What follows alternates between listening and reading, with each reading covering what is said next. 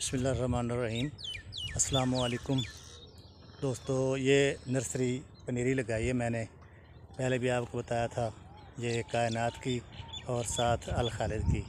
तो ये देखें आप लोग, माशाल्लाह अच्छी खड़ी है।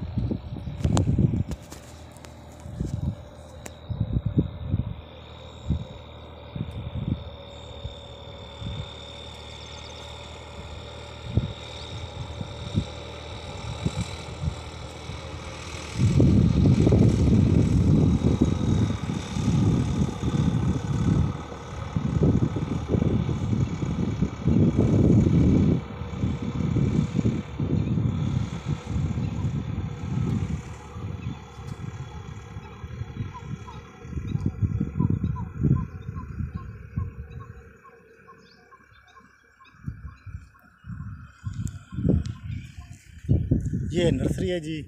तो ये तकरीबन एक हफ़्ते की हो गई है। तो इंशाल्लाह कोशिश मैं कर रहा हूँ कि ये एक महीने के अंदर अंदर तैयार हो जाए और इसको शिफ्ट करें। तो धान का जो है अल खालिद का, वो मैंने आपको पहले कल वाली वीडियो में बता दिया था। तो ये इंशाल्लाह इसके बाद कायनात का रिव्यू आपको बताएंगे। वाह अस्सलाम।